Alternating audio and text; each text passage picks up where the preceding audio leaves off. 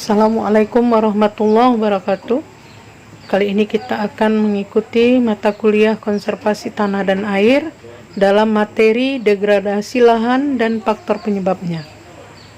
Pada kegiatan pembangunan yang berpotensi menimbulkan dampak terhadap degradasi lahan antara lain adalah industri, kegiatan pertanian, pertambangan, perumahan, yang akan mengakibatkan degradasi lahan pertanian yang mengancam kepada usaha tani dan ketahanan pangan. Dua faktor penting dalam usaha pertanian yang potensial akan menimbulkan dampak pada sumber daya lahan, yaitu tanaman dan manusia yang menjalankan pertaniannya. Apabila menjalankan pertaniannya dengan benar, akan berdampak positif, dan apabila menjalankan pertaniannya salah, akan berdampak negatif. Budaya pertanian yang menimbulkan dampak melalui kegiatan yaitu pengolahan tanah, penggunaan sarana produksi yang tidak ramah lingkungan seperti pupuk dan insektisida, dan pola tanam yang salah. Keadaan-keadaan tersebut akan menimbulkan: 1. Tingkat produksi lahan menurun. 2. Tingkat kesuburan tanah menurun. 3. Konversi lahan pertanian meningkat. 4. Luas dan kualitas lahan kritis akan meningkat. 5. Tingkat pencemaran dan kerusakan lingkungan meningkat. 6. Daya dukung lingkungan menurun. 7. Tingkat pengangguran di pedesaan akan meningkat. 8. Daya tukar petani berkurang. 9. Penghasilan dan kesejahteraan petani menurun. 10. Kesenjangan antara kelompok masyarakat akan meningkat. Dari ke-10 hal tersebut, nomor 5 dan 6 nampaknya ancaman yang serius yang perlu kita hindari. Ancaman degradasi lahan yang pertama adalah erosi. Salah satu penyebab kemerosotan tingkat produksi lahan, penggunaan lahan di atas daya dukungnya tanpa diimbangi dengan konservasi akan menyebabkan degradasi lahan. Kedua, pencemaran agrokimia, di mana tingkat pencemaran dan kerusakan lingkungan pertanian dapat disebabkan karena penggunaan agrokimia seperti pupuk dan pestisida yang tidak proporsional.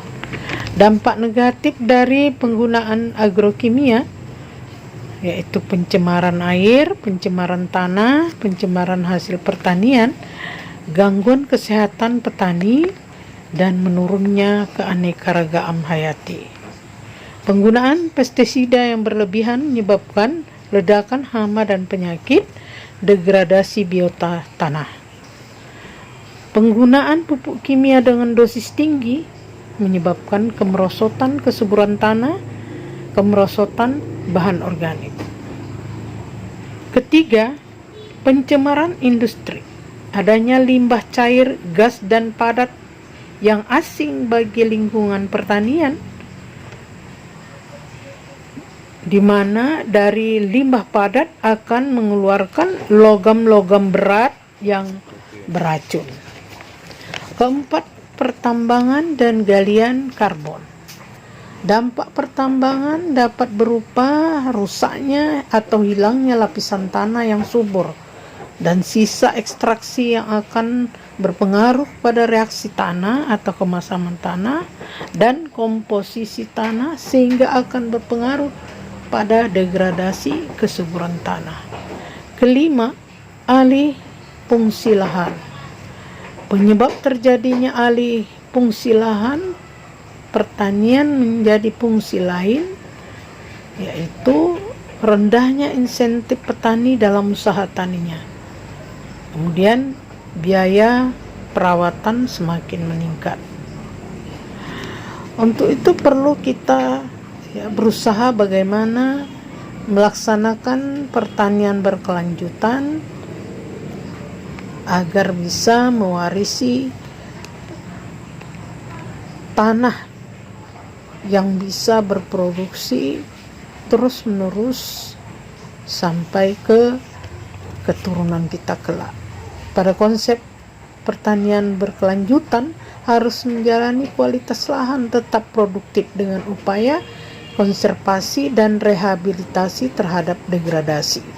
Upaya yang dilakukan adalah A. Penerapan pola usaha tani konservasi seperti agroforestry, tumpang sari, dan pertanian terpadu.